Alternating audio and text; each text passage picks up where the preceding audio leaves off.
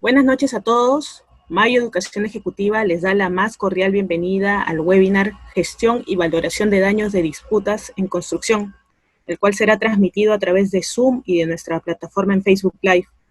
Mientras los demás participantes se conectan, les comento que Mayo Educación Ejecutiva viene promoviendo una serie de programas, seminarios y talleres de capacitación continua relacionados a la administración de contratos y construction management. Cuenta además con una red de conferencistas nacionales multidisciplinarios que poseen una trayectoria empresarial destacada, tanto en los sectores de ingeniería como en construcción y minería. Asimismo, les informamos que el martes 16 de junio será el inicio del seminario online Aporte del enfoque colaborativo para la reactivación de proyectos de infraestructura de interés nacional, con la participación del abogado, árbitro y adjudicador Eric Franco. Vamos a dar inicio a nuestro webinar Gestión y Valoración de Daños de Disputas en Construcción, que estará a cargo de la abogada Gracie Zapata y del ingeniero Alejandro Espejo Fernández. No olviden mantener los micrófonos y cámaras apagadas para que no se genere algún tipo de distracción y de dejar sus preguntas en el chat para que nuestros especialistas las respondan al finalizar su ponencia.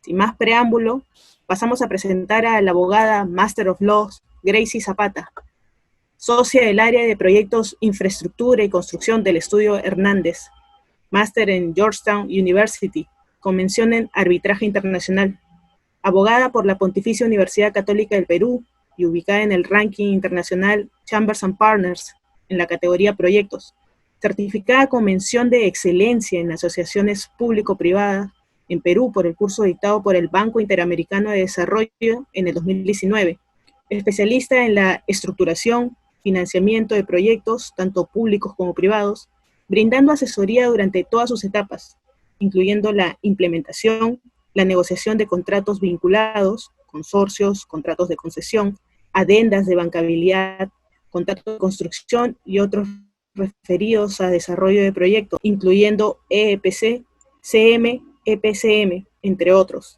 el financiamiento y el proceso de debida diligencia para la compra de proyectos, así como diseño de estrategia legal para procesos de arbitraje. Es profesora de posgrado en temas vinculados al desarrollo de proyectos de infraestructura, así como conferencista y autora de publicaciones especializadas en Derecho de la Construcción y asociaciones público-privadas.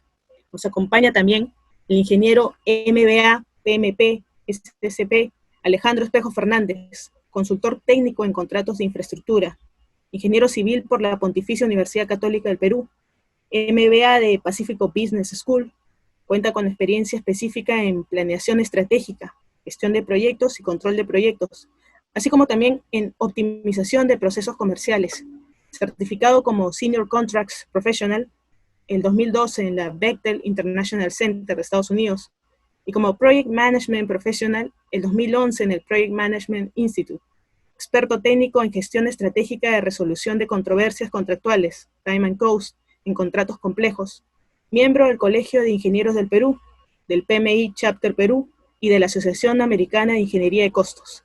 Ahora sí, procederé a darle la palabra a nuestros especialistas. Gracias, Pamela. Buenas noches con todos. Buenas noches, Gracie. Es un placer estar acá nuevamente ante ustedes, estimados participantes, estimados amigos, estimados alumnos.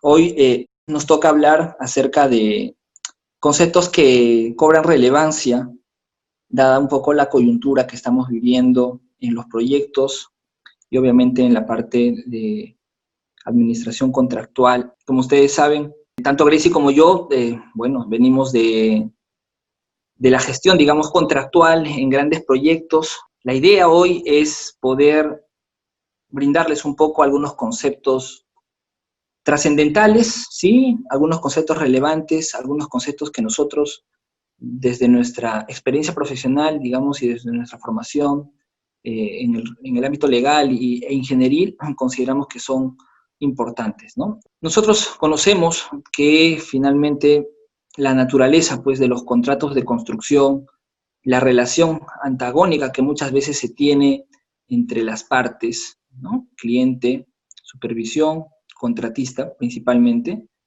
hace que se tengan desavenencias, controversias, problemas en la ejecución técnica, digamos, de las obras, ¿sí? En proyectos de infraestructura, ¿no? Y en definitiva, digamos, cuando uno habla de controversias, tenemos que referirnos a que va a existir necesariamente sobrecostos, ¿sí? Daños, digamos, relacionados a perjuicios económicos que una de las dos partes necesariamente va a tener que asumir, ¿no? Y cuando me refiero a una de las dos partes, evidentemente pensamos en cliente y contratista, ¿no? Como stakeholders claves, digamos, en la ejecución de un proyecto, ¿no? Típicamente, digamos, y como un ejemplo simple, podemos pensar en penalidades que el cliente pueda ejecutar, digamos, en contra de un contratista, y viceversa, podemos pensar, obviamente, en reclamaciones que tienen que ver con costos directos y con costos indirectos, que el contratista, por una razón que él considera justa y soportada, digamos, contractual y legalmente, le asiste, ¿sí? Entonces, es claro, digamos, que la prioridad cuando uno administra un contrato será, pues, la mitigación, será la prevención, pero por encima de todo será desplegar una serie de acciones en términos, digamos, de estrategia, en términos de implementación de técnicas y herramientas, procedimientos, basado en dos pilares, ¿no? Y eso lo repito muchas veces, dos pilares muy importantes, ¿no? Una es la aplicación de buenas prácticas en la industria de la construcción, eh, y la aplicación también de prácticas recomendadas en el sector, ¿no? Que vienen, como ustedes ya saben, de fuentes formales como son la famosa o el famoso, digamos, PMBOK del PMI y las prácticas recomendadas del ACE, ¿no? Sin dejar de mencionar, evidentemente, el protocolo de la Society of Construction Law del Reino Unido, ¿no? Siempre parto mencionando el hecho de que toda gestión contractual que se lleva a cabo de manera profesional, hoy por hoy cobra más relevancia, por lo que ya mencioné a la introducción del curso, debido a lo que estamos viviendo, pues, todos los países en el mundo, ¿no? Y si hablamos en la región, evidentemente nos enfocamos en Perú y la coyuntura que se vive, y que en definitiva no tenemos una claridad del todo, tanto en la parte pública como en la parte privada, ¿sí? Asimismo, hay que recordar que en el Perú, y seguramente en los países hermanos como Chile, Ecuador, Colombia, etcétera, existe una brecha de infraestructura, ¿sí? Esta brecha de infraestructura del orden de los 170 billones de dólares, definitivamente en un futuro cercano, mediano, corto plazo, va a ser necesario adjudicar grandes contratos de construcción a través de diversa modalidad. Entonces, un poco el enfoque hoy y en el curso que vamos a dictar a fin de mes, relacionado al mismo tema, nos lleva a pensar de que tenemos que difundir el conocimiento, ¿sí? Tenemos que ser capaces como líderes, digamos, desde donde nos toque estar, el poder transmitir las buenas prácticas a fin de buscar que se profesionalice la gestión contractual y las buenas prácticas de resolución de controversias, ¿no? Gracie, yo empecé hablando acerca de este punto y mencioné la prevención y la mitigación, ¿no? Creo que compartes conmigo el hecho de que no solamente pues, es estimar un número, estirar un monto económico, digamos, de daño, lo principal será siempre prevenir y mitigar. Gracias, Jano. Bueno, como vamos a ver más adelante y desde el punto de vista ya, desde la visión más de la parte jurídica, es bien importante para todos los contratistas, sea que estemos del lado del contratista o del lado del propietario, siempre es bueno registrar absolutamente todo lo que sucede en la obra, no solamente para llevar un adecuado control, sino de cara a una posible negociación o también de cara a una posible, digamos, enfrentar un mecanismo de solución de controversias, ¿no? Pero eso lo vamos a detallar un poquito más en las siguientes diapositivas, pero concuerdo contigo, Han. Perfecto. La siguiente lámina. Ok, entonces vamos un poco a conceptos relevantes, ya profundizando un poco el objetivo del webinar de hoy, ¿no? Definitivamente, cuando uno habla de daño, digamos, sobre costo en un contrato de construcción, tenemos que tener claro un concepto importante, ¿no? La relación causa-efecto, ¿no? El efecto inmediato, digamos, entre diversas causas será la incurrencia de sobrecostos, las ampliaciones de plazo, ¿sí? Y es claro que cuando estamos en una etapa, por ejemplo, arbitral, este concepto de causa-efecto cobra mucha relevancia, ¿no? Si un contratista es capaz de, en la fase de ejecución, demostrar que las causas que le adolecen, digamos, o que le impactan son de atribución del cliente, podrá definitivamente estar en una posición expectante a fin de que se le reconozcan sus potenciales reclamaciones futuras, ¿no? Entonces, acá les hemos tratado de sintetizar un poco algunas causas que nosotros consideramos que son típicas y que en definitiva van a conllevar ese impacto al que hago referencia, ¿no? El uso de contratos inapropiados para el alcance del trabajo, ¿no? Muchas veces los clientes usan contratos inapropiados para adjudicar un servicio relacionado con la ejecución de una obra, ¿no? Si, por ejemplo, ponemos un ejemplo simple, podemos decir de que una obra que pueda ser ejecutada a precios unitarios porque la incertidumbre y la variación de los volúmenes de ejecución son evidentes, por ejemplo, movimiento de tierras, utiliza una proforma de contrato que conlleva utilizar un método de pago a suma alzada, ¿no? Ese es un ejemplo claro. Igual podemos tener problemas con el diseño, el alcance y la calidad de la obra, ¿no? Problemas de ingeniería, muchísimos, ¿sí? Una de las causas principales por las cuales hay controversias. Yo incido mucho cuando enseño cursos relacionados a la gestión contractual y resolución de controversias, que finalmente si es que el alcance no está bien definido y se adjudica un contrato en esas condiciones, el contratista va a tener múltiples consultas, va a tener un performance, digamos, que va a estar, por así decirlo, plagado de incertidumbre e impredictibilidad.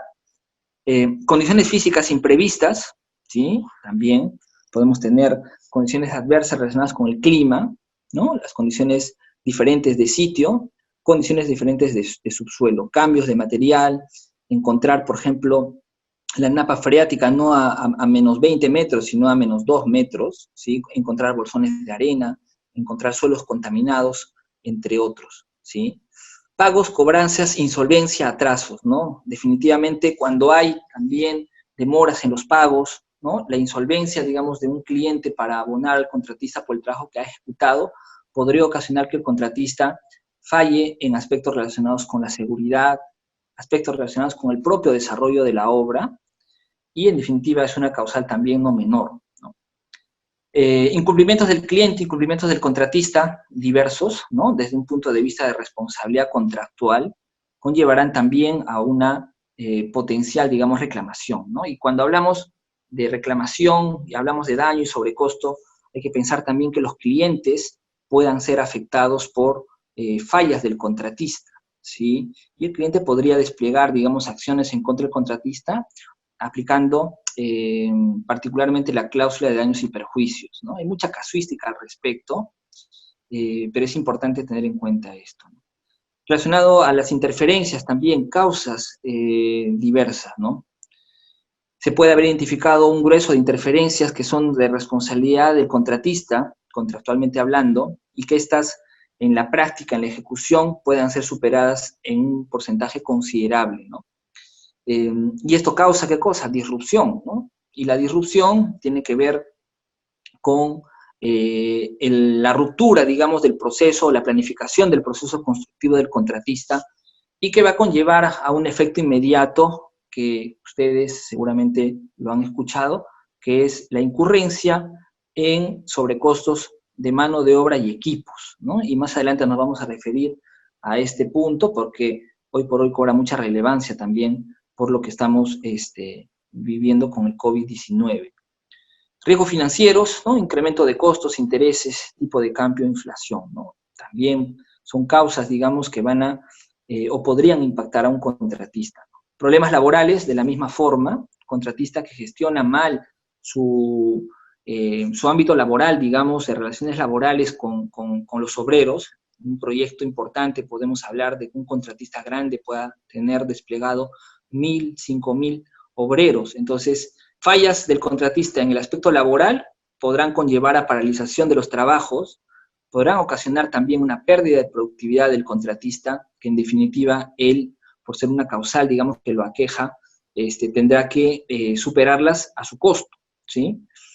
Problemas en el suministro de materiales, ¿no? Y acá también muchos ejemplos al respecto.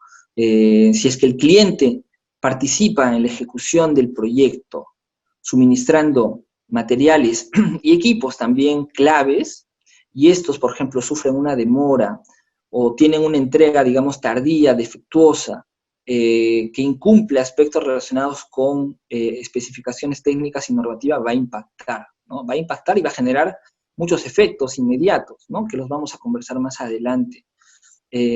Problemas con subcontratistas, ¿no? Si es que el cliente, por una falla, digamos, en sus obligaciones contractuales, impacta al contratista principal, los subcontratistas de este podrían verse impactados, afectados, y estos a su vez presentarán reclamaciones al contratista principal, que en definitiva quedará trasladar al cliente, ¿no? Con su respectivo, digamos, recargo por problemas que el propio contratista pueda tener. Entre ellos, por ejemplo, los gastos generales que él pueda incurrir, ¿no? En la gestión, digamos, de esas reclamaciones del subcontratista. Cambios legales adversos, también podemos estar ejecutando un contrato y la normativa, digamos, o un cambio específico en alguna regulación, digamos, contractual puede verse modificada, y lo que ya se avanzó, por ejemplo, en ingeniería pueda tener que rehacerse, ¿no? Y si es que esto no está regulado contractualmente, el contratista podría reclamar, en este ejemplo, siempre que les doy, sobrecostos por rehacer ingeniería, ¿no? Por gestionar nuevamente los permisos. Y si los permisos se retrasan, sabemos que puede ser una restricción para el inicio de los trabajos físicos, ¿sí? Administración del contrato deficiente, ¿sí? Y esto obviamente ustedes lo conocen bastante bien. El estilo de la administración contractual, digamos, puede marcar también un antes y un después. Definitivamente, las habilidades blandas que un administrador de contratos debe poseer a fin de tener una gestión proactiva y una gestión reactiva puede ser favorable o desfavorable para el contratista, ¿no? Y el contratista podrá también argumentar impactos que le supongan este estilo de administración contractual, en este caso, deficiente, ¿no?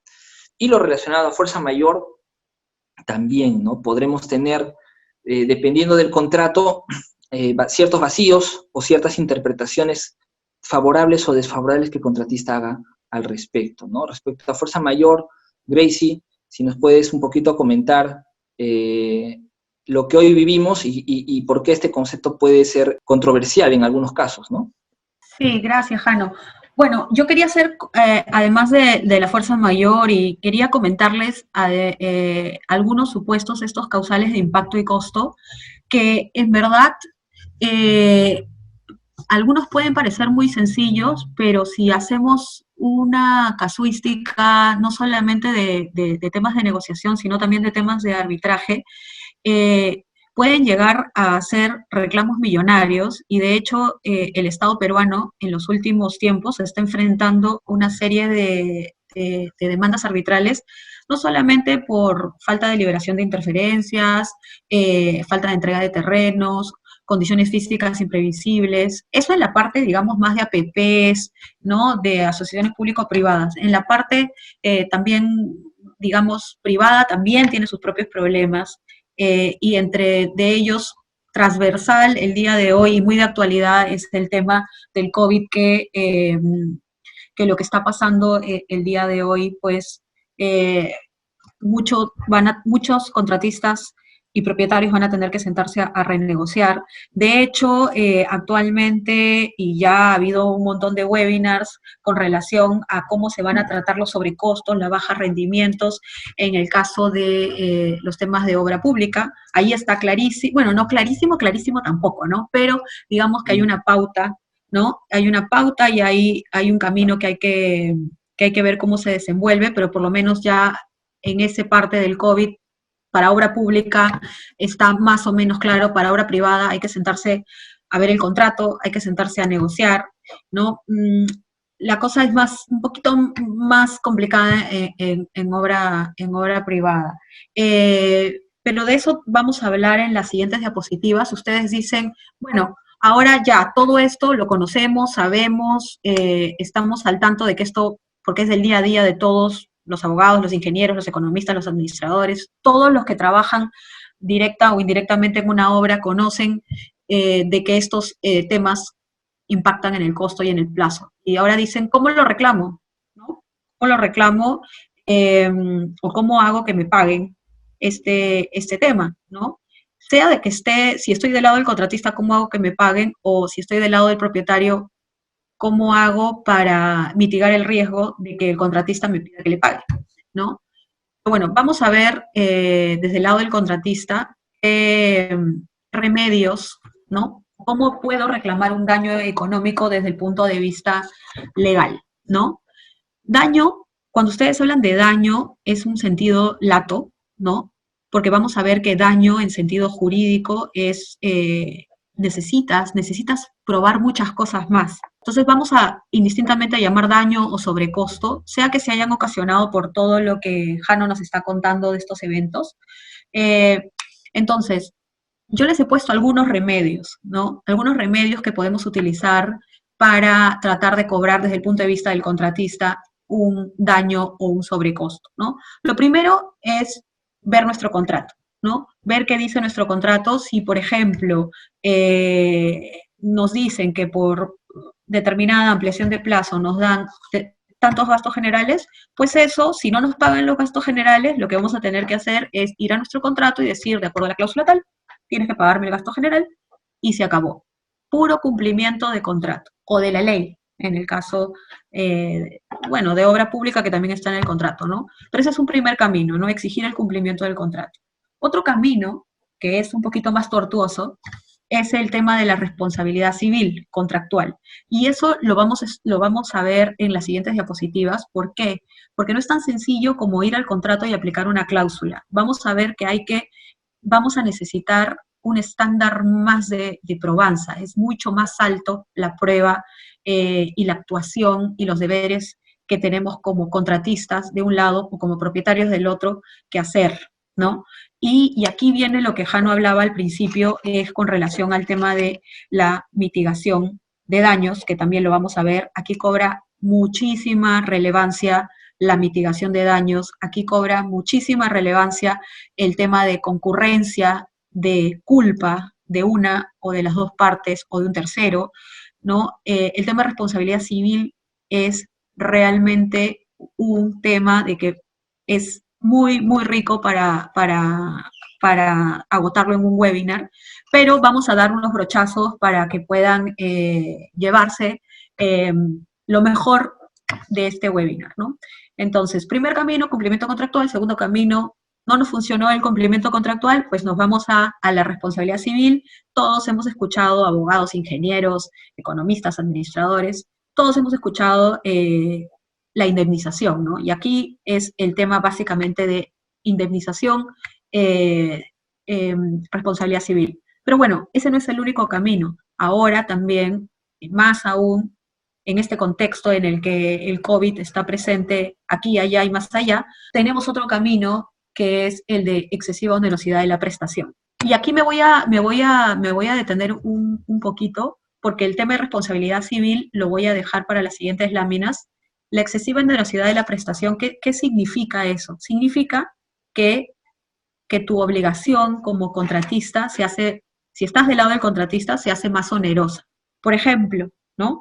Por ejemplo, ahora, con todas las medidas que antes no había y con todas las implementaciones que vas a tener que poner en la obra privada, ¿no? Por ejemplo, en obra privada, lo que va a pasar es que tú vas a tener que, para hacer la obra que originalmente te pagaban 100, vas a tener que invertir 50 más, ¿no? Y al final la obra no va a costar 100, sino va a costar 150, y eso es excesivamente costoso para ti, contratista, y lo que vas a tener que hacer es, tienes esta vía para reclamar, ¿no? Esta vía legal civil de excesiva onerosidad de la prestación, que tienes que cumplir una serie de requisitos, ¿sí? Y tal vez lo que uno tiene que tener mucho, mucho cuidado, y eso ya es trabajo del abogado, es que tiene un plazo de caducidad. ¿Eso qué significa? Significa básicamente que transcurrido ese plazo de 3 meses desde que cesa la causal que te genera este hecho imprevisible, irresistible, que te genera esta onerosidad, termina. Si pasas ese plazo, ya no puedes ir por esta vía y vas a tener que ir por otra vía, sea por el contrato, sea por responsabilidad civil, pero ya eso es, digamos, es trabajo del abogado que te acompaña, determinar qué camino seguir, ¿no? Y finalmente, hay muchos más remedios, pero hemos querido centrarnos solamente en estos 4, es el enriquecimiento sin causa, que mucha gente ya lo conoce, sobre todo los abogados y muchos ingenieros también, ¿no? Lo que hay que tener en cuenta acá, el concepto, también es un concepto muy rico a nivel de jurídico, pero digamos, con ocasión de este webinar, lo que se tienen que llevar como concepto es que el enriquecimiento sin causa parte del hecho de que una de las partes se ha enriquecido indebidamente, ¿no? No tiene título para recibir una obra por la que ha pagado menos, por ejemplo, ¿no?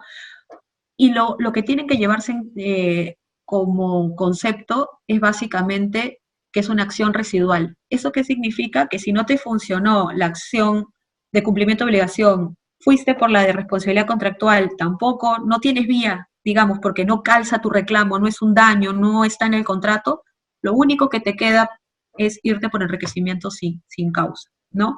Entonces, el tema está en que estos son algunos de los remedios como tú puedes reclamar un daño, y lo he puesto entre comillas porque daño / sobrecosto, ¿no? Daño económico en sentido lato, porque daño en sentido jurídico es el que les quiero comentar ahora. Y ustedes me dicen, ¿y esto por qué me va a servir? Te va a servir de mucho, seas abogado, no seas abogado, seas ingeniero, economista, administrador, te va a servir en la vida porque si tú estás delante de una obra es muy fácil, bueno, no es tan fácil, ¿no? Porque si no, pero es fácil, digamos, familiarizarte con el contrato, ¿no? Decir, mira, la cláusula tal dice tal cosa, pero no todo daño, no todo sobrecosto se basa solamente en la aplicación directa del contrato. Eso es lo que hay que tener muy en cuenta. Sino que también existe otra posibilidad, que es ir por una responsabilidad civil contractual. Y de hecho, los que están familiarizados con las controversias de construcción, saben que muchas veces no solamente pides en un arbitraje o en una negociación, más en un arbitraje, no solamente pides el tema de la prestación como cumplimiento de págame lo adeudado, sino vas por págame una indemnización, y muchos han escuchado el tema de págame mi lucro cesante, págame mi daño emergente, ¿no? Págame mi pérdida de utilidad, págame esta improductividad, mi bajo rendimiento, ya. Entonces, todo eso, como regla general, si no está en el contrato, vamos a tener que canalizarlo a través de la responsabilidad civil contractual. Entonces, ¿qué elementos tienen que ustedes tener en cuenta de manera general? Porque, claro, todo esto se tiene que aplicar al caso en concreto, a la obligación incumplida. Tienen que tener en cuenta los siguientes elementos, ¿no? Lo primero que tienen que tener en cuenta es que tiene que haber algo que daña. Y eso que daña para la responsabilidad civil contractual tiene que haber un incumplimiento de una obligación. Y ahora vamos a explicar qué cosa es un incumplimiento de una obligación. Un incumplimiento de una obligación contractual o legal. Pero la parte que te dañó tiene que haber incumplido esa obligación. Pero no solamente es necesario probar ese incumplimiento, sino que tiene que haber un daño ocasionado en el perjudicado. Ese daño, como daño jurídicamente hablando, tiene que cumplir una serie de requisitos que lo vamos a ver en la siguiente diapositiva, pero no solamente basta que haya un incumplimiento y un daño, sino que tiene que haber una relación directa entre el incumplimiento y el daño. ¡Pum! Incumplimiento, daño, relación nexo causal, le llaman los abogados, relación directa para que todos podamos entender. ¿Eso qué significa? Configurado eso, tienes tu primer análisis de responsabilidad civil contractual y es pasible de una indemnización.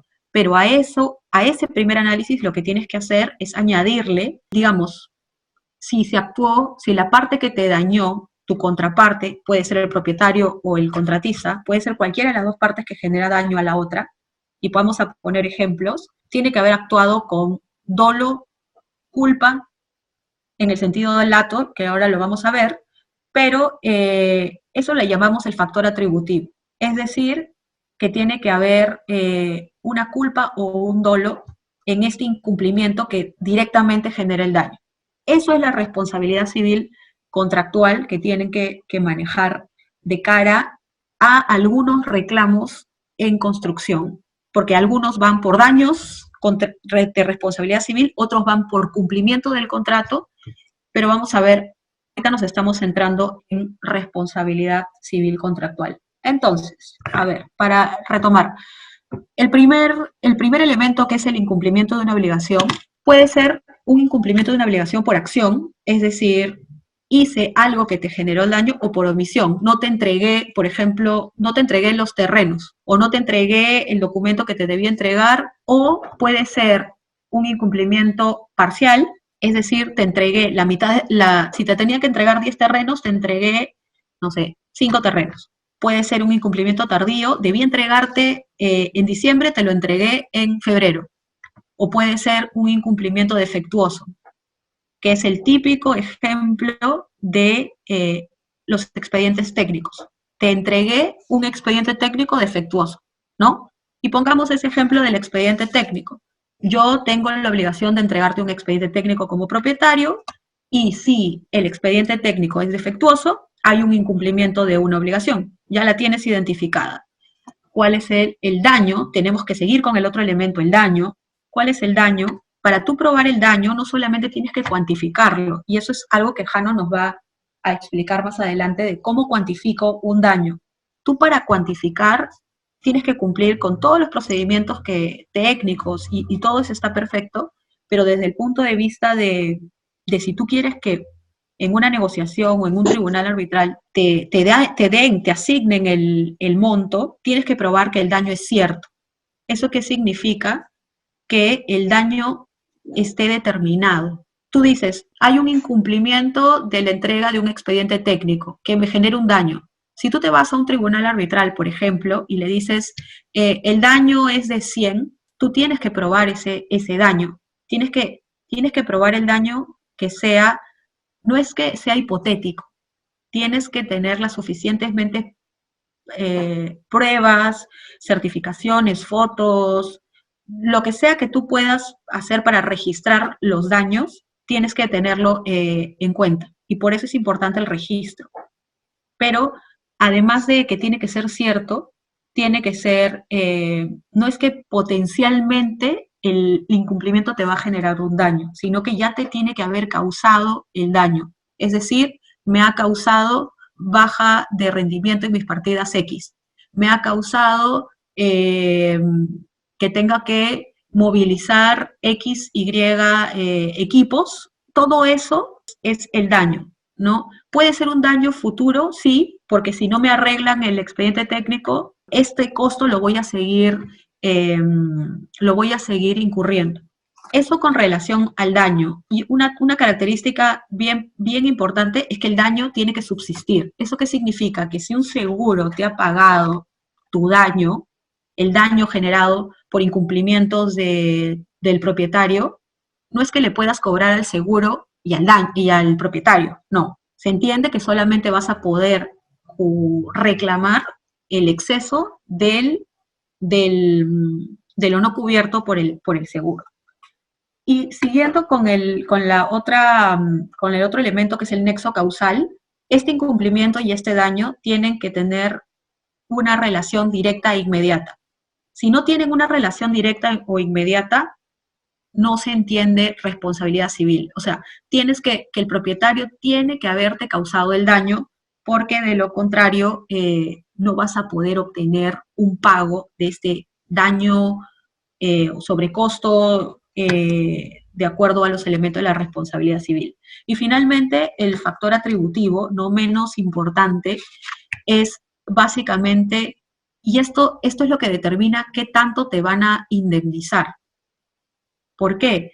Porque si tú actúas con una culpa leve, ¿eso qué significa? Que no has empleado la diligencia, una diligencia que se espera para un contratista de tu nivel. La indemnización es diferente a que si se prueba que has actuado con dolo o culpa. Dolo significa no impericia, sino voluntad. Tú quisiste hacer una cosa por voluntad propia. No es que cometiste una negligencia, ¿no? Entonces, una vez que termines de probar todo esto, vas a tener altas probabilidades de que puedas recuperar tu daño a través de una responsabilidad civil.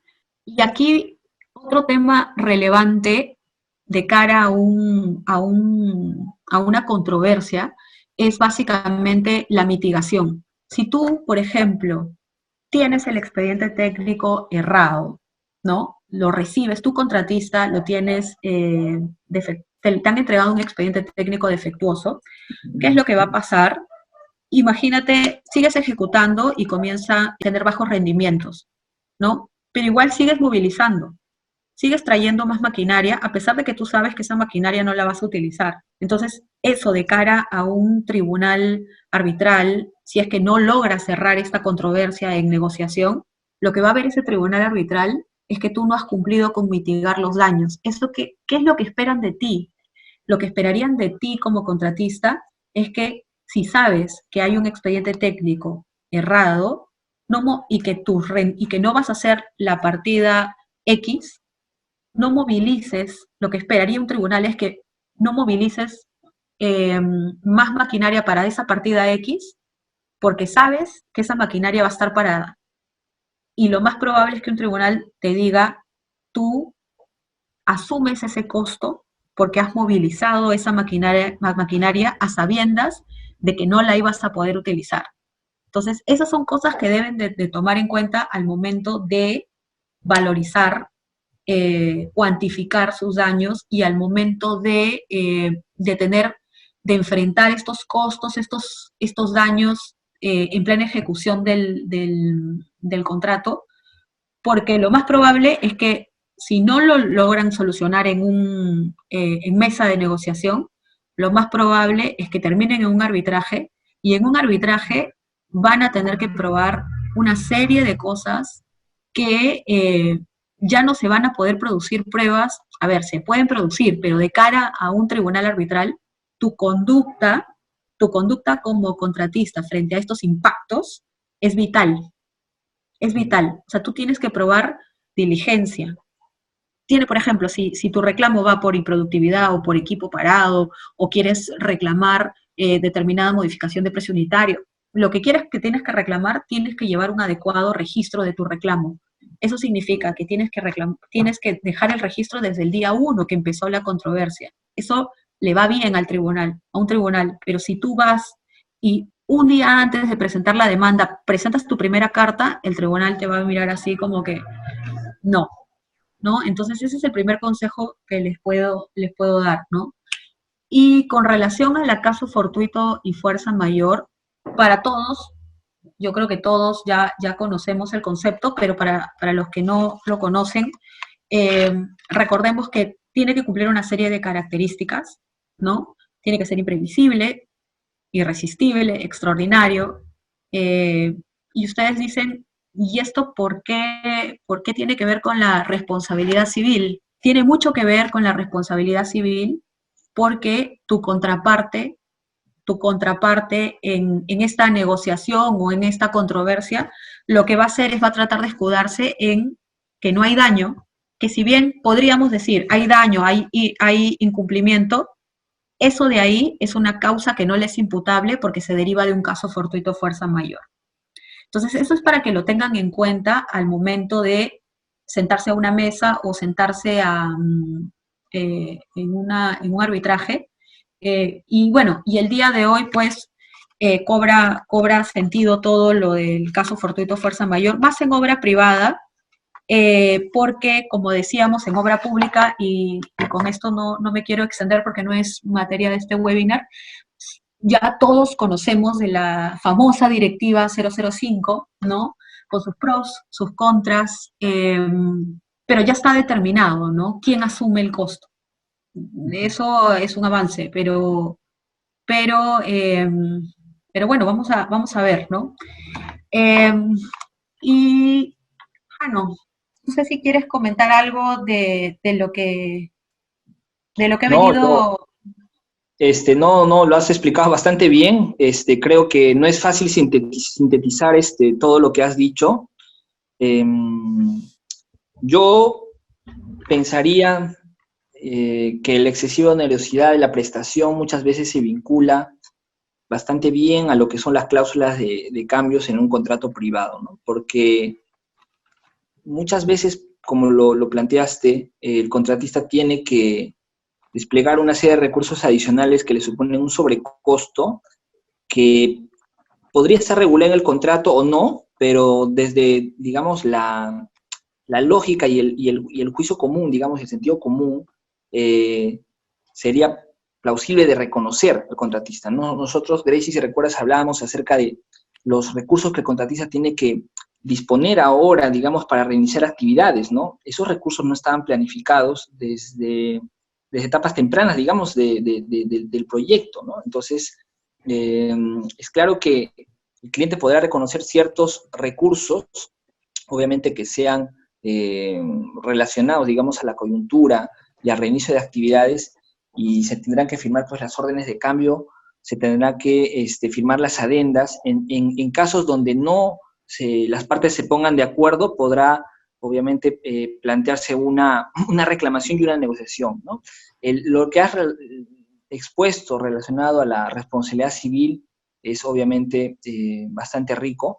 Has hablado acerca de la parte vinculada, digamos, al nexo causal, y es claro, ¿no? Cuando hablamos, por ejemplo, los expertos técnicos, los peritos, siempre que exista un daño, un sobrecosto, digamos, como tú bien lo has dicho, cierto, ¿sí? Y el contratista tendrá que acreditar que ese daño es cierto, hay que buscar la causa, ¿no? Y ese es un poco el desafío a lo que nos enfrentamos muchas veces los ingenieros, que no necesariamente son contractualistas, ¿no? Ingenieros residentes, ingenieros de producción, ingenieros de oficina técnica, ¿no? Y es ahí el mensaje que creo que tú lo has planteado muy bien, ¿no? El tema de los registros, ¿no? Como tú dijiste, pues no es dable desde ningún punto de vista, digamos, lógico y de sentido común, empezar, por ejemplo, a documentar cualquier evento cuando ya el impacto, digamos, ha o avasallado, por así decirlo, al contratista, ¿no? Siempre hay que pensar que la diligencia de un contratista tiene que darse, pues, desde etapas iniciales, digamos, del servicio que se ejecuta, y la calidad y suficiencia, digamos, de estos registros cobra mucha relevancia, ¿no? Yo siempre digo que no el que tiene más volumen de papel, digamos, es el que está en mejor posición, digamos. No, es la calidad de la información plasmada en esos documentos técnicos que cobra, creo yo, más relevancia, ¿no? Y ahora vamos a pasar un poquito a hablar de lo que son ya la cuantificación de impactos en costo y plazo, ¿no? Vamos a tener ampliaciones de plazo, sí, y para pensar en una ampliación de plazo hay que, obviamente, entender algunos conceptos principales, ¿no? Línea base aprobada formalmente a través de una carta, se tiene que dar una afectación a la ruta crítica. Tenemos que conocer y entender claramente qué es ruta crítica, ¿no? No hay que confundir el método de la ruta crítica con lo que es la definición pura y dura de lo que es ruta crítica, ¿no? Ruta crítica es conjunto de actividades que definen el camino más largo de un proyecto, y dichas actividades tienen holguro igual a 0, ¿no? Si una de esas actividades críticas se atrasan un día, el hito final de término, ¿sí?, del plazo contractual se correrá un día. Si esa actividad se corre 100 días, se atrasa 100 días, se impacta 100 días, el hito final de término se impactará en la misma magnitud. Es importante dentro de la prevención y mitigación de claims que un gestor contractual conozca cuáles son esas actividades críticas. Un cronograma en un gran proyecto, en un megaproyecto, puede tener 20.000 actividades, ¿sí? La pregunta será, de esas 20.000, ¿cuáles son las críticas? Otro concepto importante es entender que la ruta crítica cambia en el tiempo, no es estática, ¿no?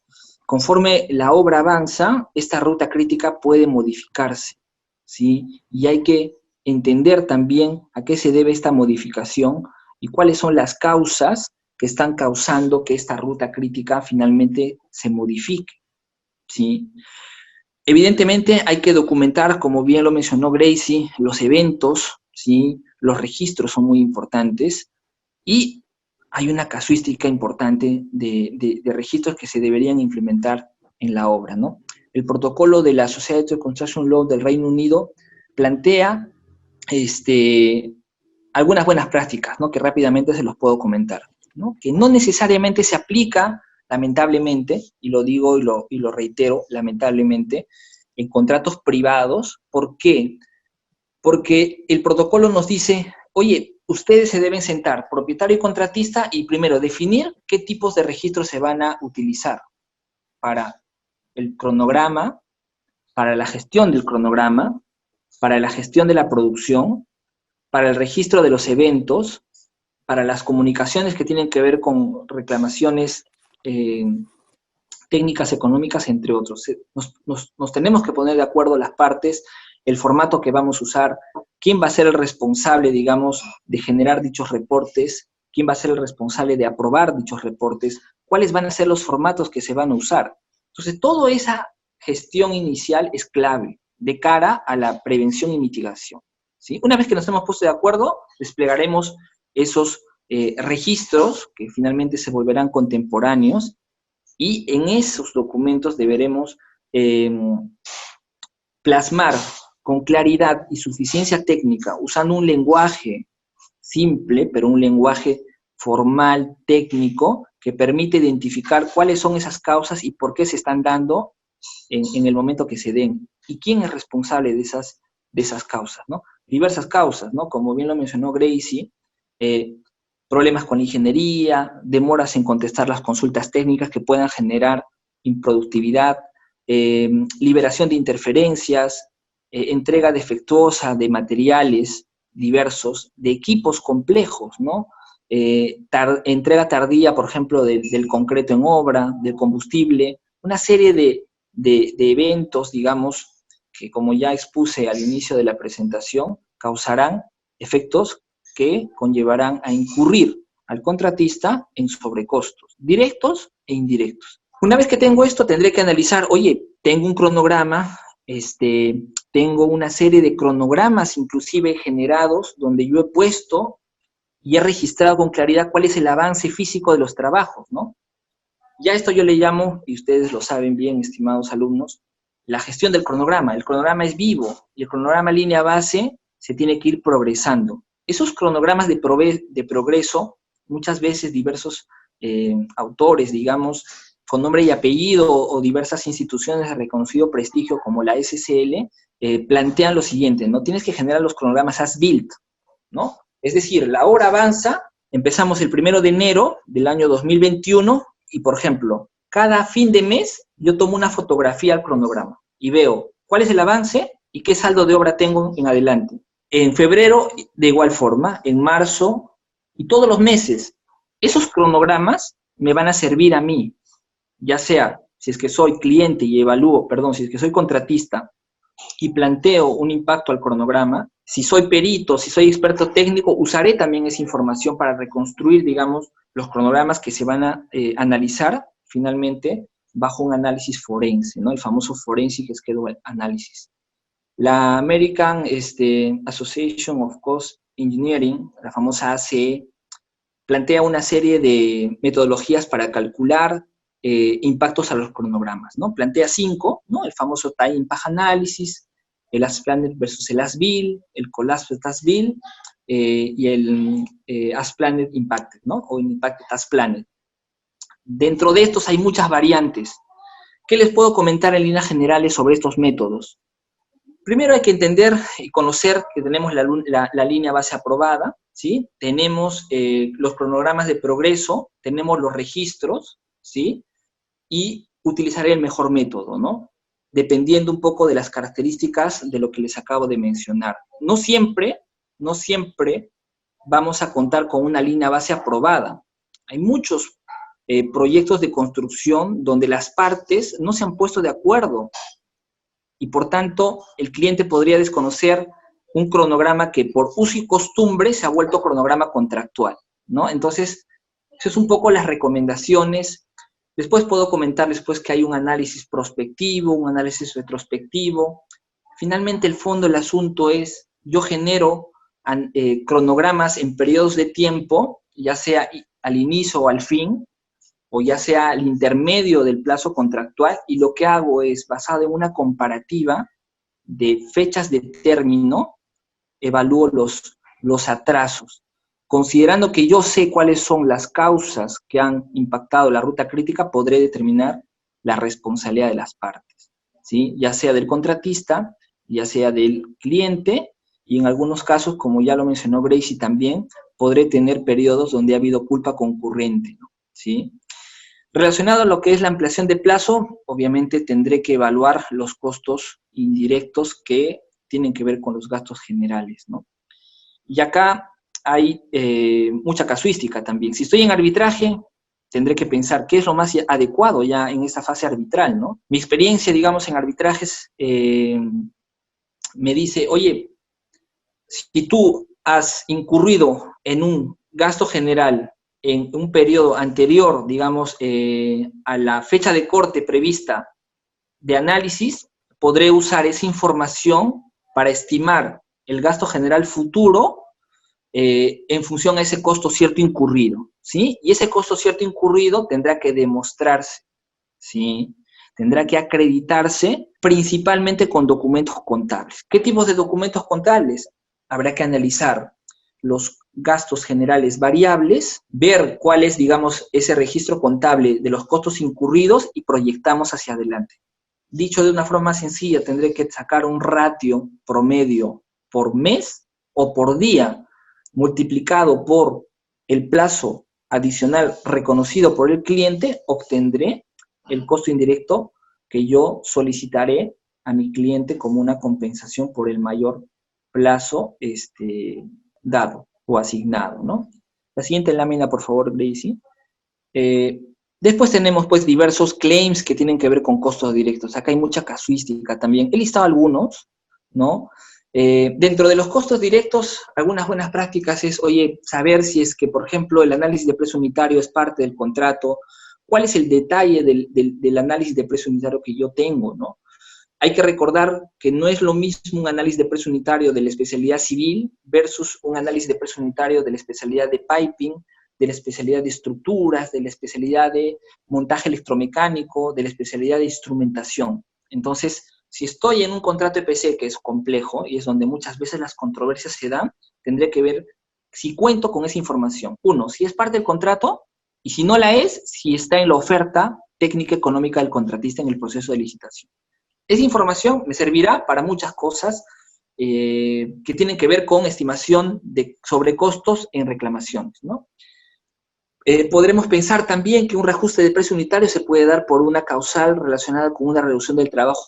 ¿Sí? Si tú tienes un alcance contractual y tu cliente te dice, estas partidas X, Y, Z se tienen que reducir en 50%, probablemente el contratista diga, oye, por economía de escala, ya no te puedo cobrar 5 soles, ¿sí? Me supone una baja de rendimiento y por tanto el precio se tiene que reajustar. Y acá obviamente habrá que ver si es que existe o no cláusula de reajuste, si es que explícitamente en el contrato se dice no habrá reajuste, si estoy dentro del periodo contractual o estoy fuera del periodo contractual. Esos aspectos suman también, ¿sí?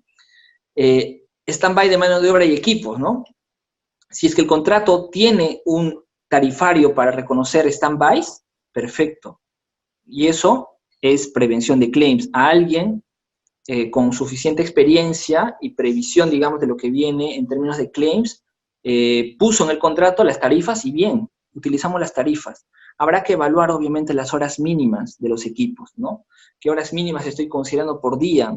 Si la paralización, por ejemplo, duró 24 horas, el contratista no necesariamente va a tener un reconocimiento, digamos, del cliente de 24 horas de equipo parado, ni tampoco 10, ni 12. Probablemente las partes hayan llegado a un acuerdo para que se reconozca en un día de trabajo efectivo solamente 6 horas. Y esto obviamente está basado en lo que al contratista le cuesta y cuáles son los acuerdos muchas veces que tiene con sus proveedores, ¿no? Si no existe nada de eso, tendremos que ir, como ya mencioné al inicio, al análisis de precio unitario, que es nuestra base. Tendré que extraer las tarifas de los equipos que yo estoy manteniendo en stand-by y tendré que estimar, ¿sí?, cuál es el costo horario de esos equipos y qué voy a cargar a este costo horario, ¿no? ¿Sí? Combustible, voy a cargar al operador, no lo cargo al operador, entonces habrá que ver esos conceptos. En otras circunstancias el cliente podrá pedirte a ti como contratista, oye, no quiero nada de lo que me has mencionado, quiero que vayas a costo cierto incurrido, ¿no? Quiero que me demuestres tú cuál es tu costo, y para tú demostrar tu costo tendrás que mostrar tus libros y tendrás que mostrar los contratos de arriendo que puedas mantener con terceros. Claim por fórmulas polinómicas, habrá que entender el concepto de fórmula polinómica, ver qué se ajusta y qué no se ajusta, ver cuál es, digamos, la fuente formal para utilizar los indicadores, digamos, de reajuste, ya sea el INEI, ya sea, por ejemplo, la institución que rige, por ejemplo, los costos laborales y la inflación en Estados Unidos, si estoy en un proyecto internacional, entre otros, ¿no? Pérdida de productividad de mano de obra y equipo. La SCL y la ACE plantean diversas metodologías relacionadas con el estudio de los proyectos, la milla medida y el valor ganado, lo más usado, ¿no? Sobrecosto de pérdida, por pérdida de productividad de mano de obra, tiene que ver con el exceso de horas que yo he digamos, gastado en un proyecto respecto a lo que yo planifiqué. Si tú tienes 300,000 horas hombre en un proyecto de construcción planificado, y finalmente, por las causas que ya hemos expuesto antes, tú como contratista has gastado 400,000 horas hombre, eso supone que hay 100,000 horas hombre adicionales que serán atribuibles como gasto al cliente un porcentaje y al contratista otro porcentaje, ¿no? Milla medida es un concepto bastante relevante hoy en día. Acá algunas recomendaciones mías, ¿no? Uno, la calidad de los registros respecto a haber identificado con claridad en cada partida de construcción cuáles fueron las horas hombre, y esto habrá que ponerlo en el parte diario de equipos, que se han ido utilizando día a día, ¿no? Mientras mayor sea, digamos, la trazabilidad de las horas con las actividades de construcción, estamos de buena forma, digamos, de cara a una reclamación futura. El otro aspecto clave es la producción, ¿no? Tengo que también haber documentado en los daily reports, en los informes semanales, cuál ha sido la producción en cada una de las actividades. Y la relación cociente horas entre unidad de producción me va a dar la productividad, ¿sí? Para mí, a medida tendré que tener un periodo donde no ha habido impacto y podré hallar, como la teoría nos dice, la productividad media medida. Sobre esa productividad media medida, el exceso de lo que yo tuve como productividad real serán las horas hombre y las horas máquina que finalmente voy a reclamar a mi cliente, ¿no? Esto se vincula siempre al nexo causal, no siempre se tiene una perfección respecto a las causas que han podido haber, porque como ya mencionó Gracie, ocurre muchas veces la concurrencia, ¿no? El contratista es ineficiente hoy, pero a la vez el cliente no entregó el combustible. Mañana el contratista también es súper ineficiente y mañana el cliente no entregó el equipo X, la grúa. Pasado mañana el contratista sigue siendo ineficiente y el cliente no entregó la respuesta técnica a 10 RFIs. Esto impacta y hay concurrencia. ¿Cómo hacer para atribuir a cada una de las partes? Es un poco el desafío, ¿sí? Y acá se utilizan una serie de análisis cualitativos que hay que realizar de diversos documentos para asignar la responsabilidad a cada una de las partes. Reclamos de subcontratistas, ya lo mencionamos antes. y lo que es el daño financiero. Y acá, Gracie, te cedo la palabra porque lo conversamos y veíamos que el concepto de daño financiero cobra mucha relevancia hoy en día, pero la prueba, digamos, del daño no es tan fácil, digamos, de probar para la redundancia por un contratista, ¿verdad? Tal vez, Jano, si primero explicas qué es el daño financiero para que todos estén en la misma línea, y Sí, luego te digo por qué es que su prueba ahí no calza con todos los requisitos legales que ya hemos visto. sí. El daño financiero, estimados alumnos, tiene que ver con la pérdida del valor del dinero en el tiempo, ¿sí?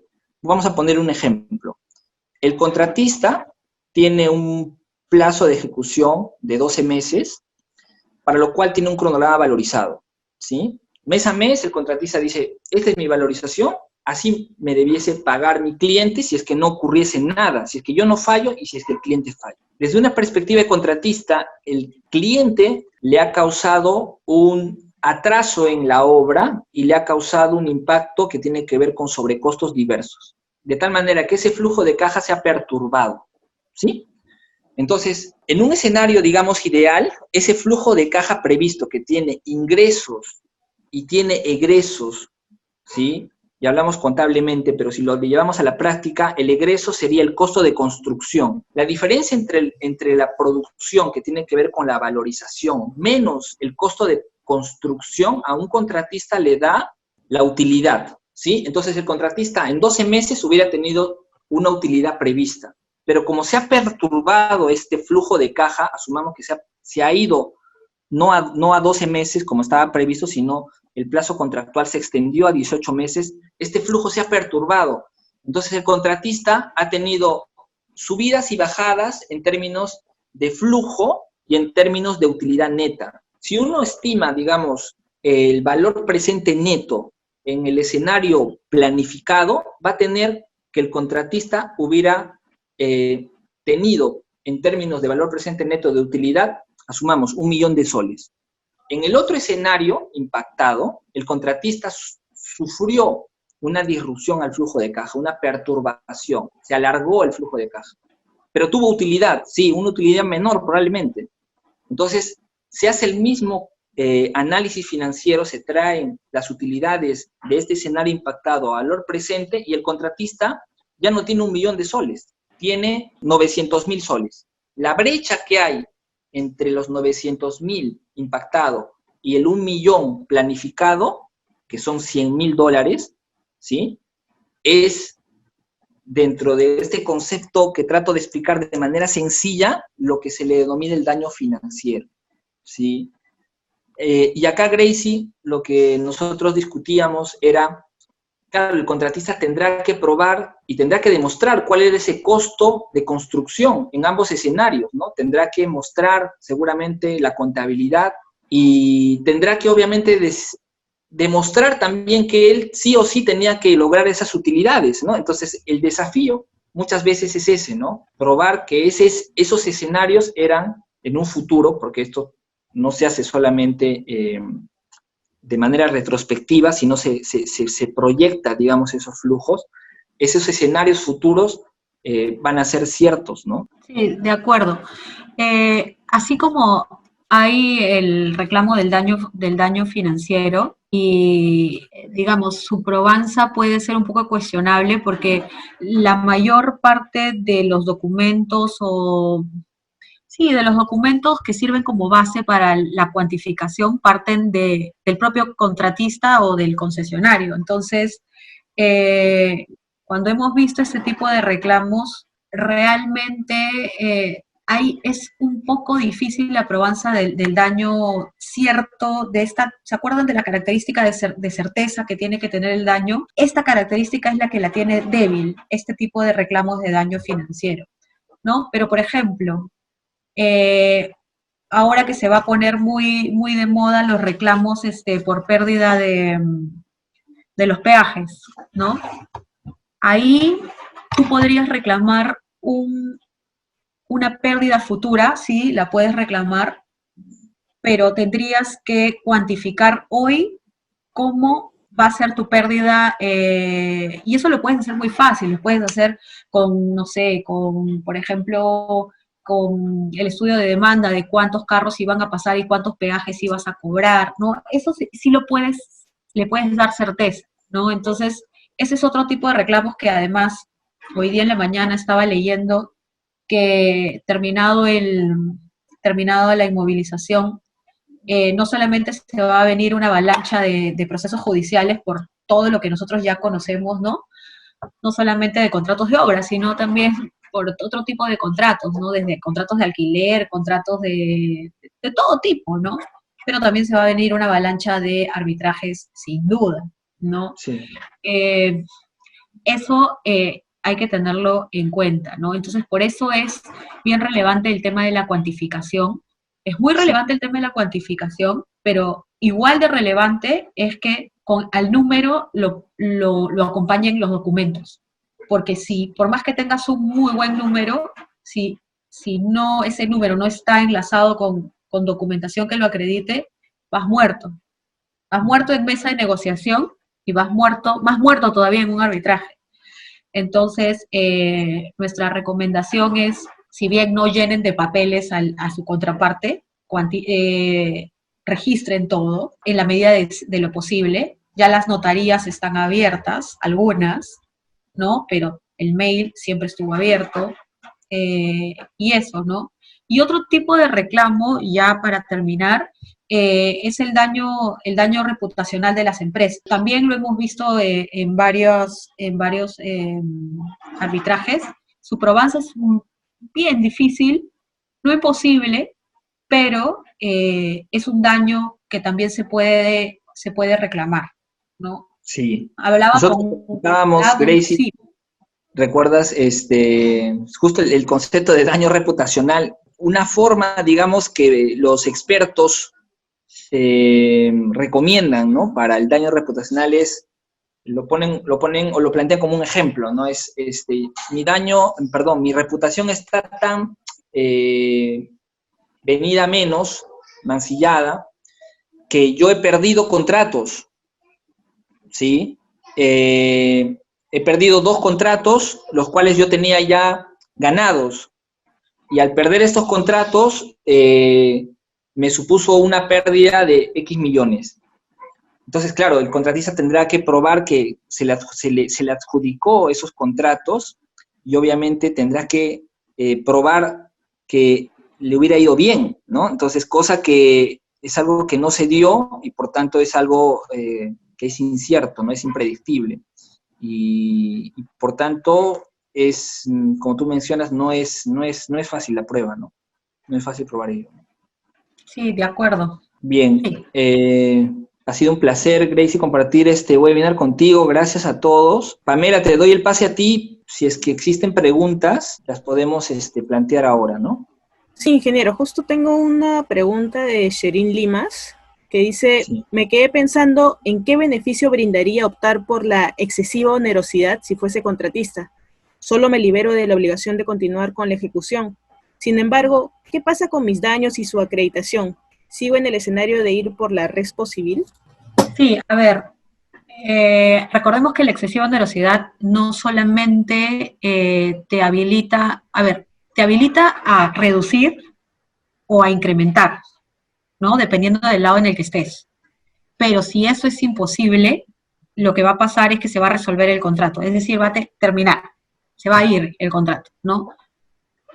Pero si tú, como abogado del contratista o del concesionario, evalúas y ves que más fortaleza tienes para ciertos reclamos ir por responsabilidad civil, te vas por responsabilidad civil y te olvidas de la excesiva onerosidad. Si tú, como viendo los papeles, ¿no? Ves que te conviene irte por la excesiva onerosidad porque va a haber un aumento en la prestación y con eso tus daños no son tantos, te vas y estás dentro del plazo, porque acuérdense que hay un plazo de caducidad. Si estás dentro del plazo, te puedes ir. Ahora, si tú me dices, ¿podría ser alternativo? Sí, yo podría pedir aumento de prestación más reconocimiento de los daños no cubiertos. podríamos ir por los caminos, ¿no? Por ambos caminos.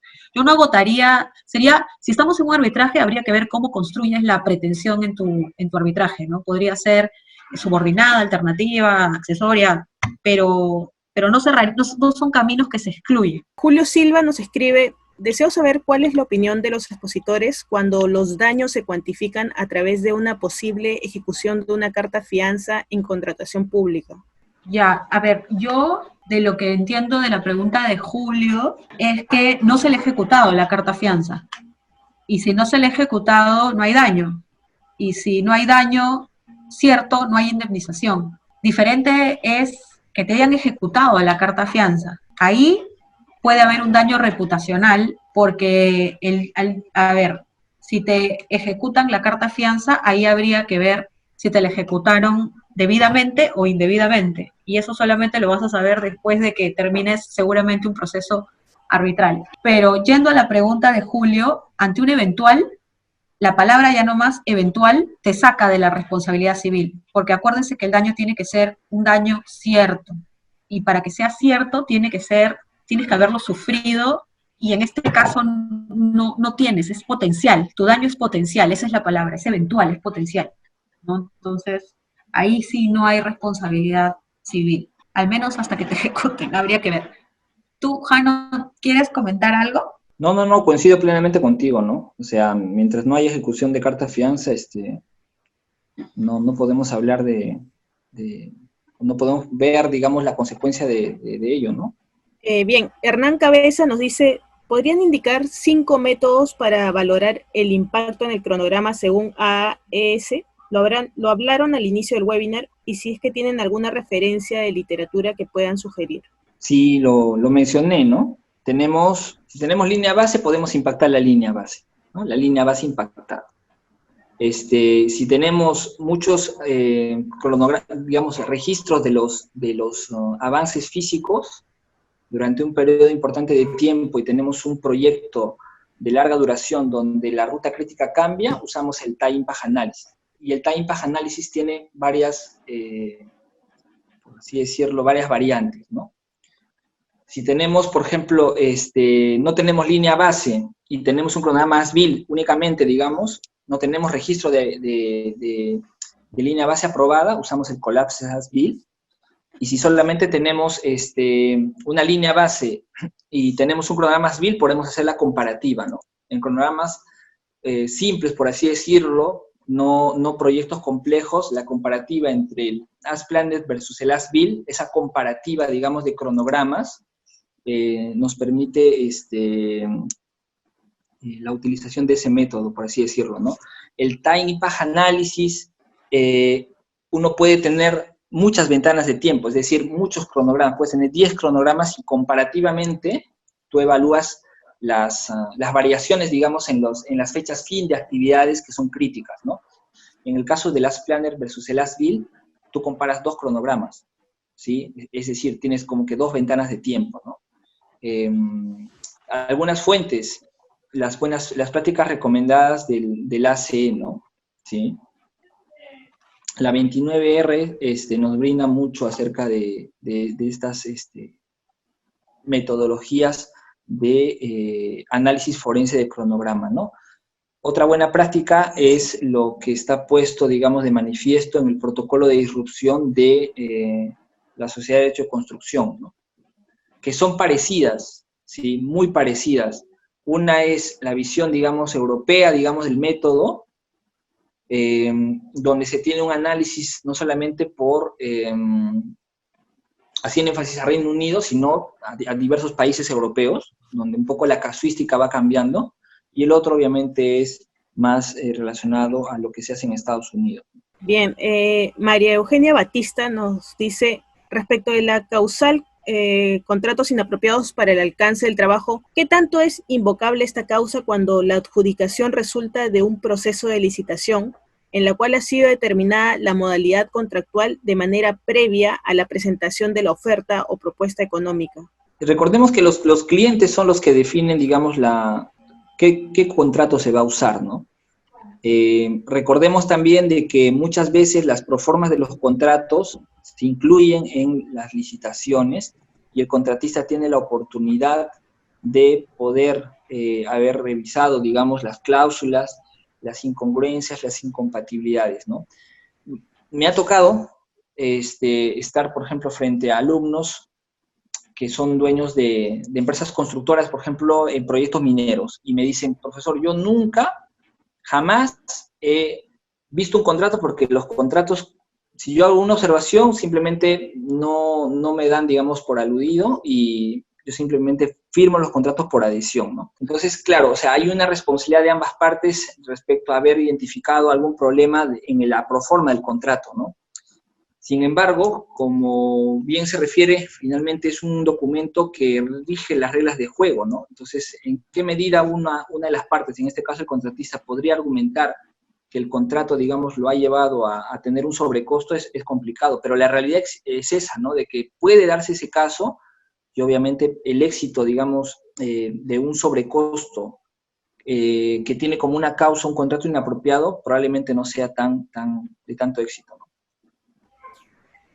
Bien, y la última pregunta de Sandro Ceballos.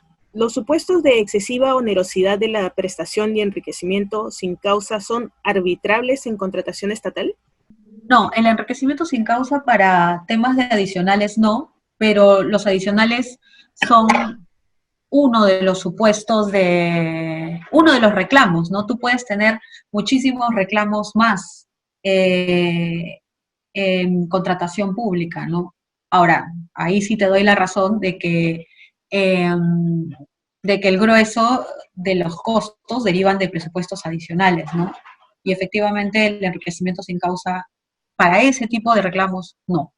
Pero eso no significa que no lo podamos usar en obra privada o que lo podamos usar en concesiones, ¿no? O en otras modalidades en las que se desarrolla un proyecto, ¿no?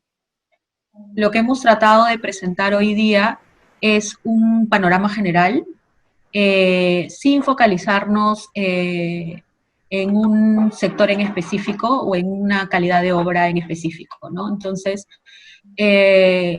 por eso comenzaba mi exposición señalando de que, de manera general, estos serían los remedios que podríamos invocar para tratar de cobrar el sobrecosto o cobrar el daño, dependiendo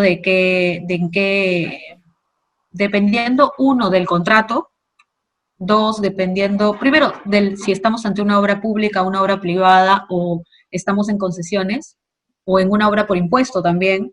Cada uno de estos regímenes tiene sus propias corsets, ¿no? Y uno de esos corsets, en el caso de la obra pública, es el tema del enriquecimiento sin causa, para prestaciones adicionales. Bien, queremos agradecer a nuestros dos especialistas por esta excelente presentación, así como también agradecemos a nuestros participantes por su tiempo y por formar parte de un nuevo webinar.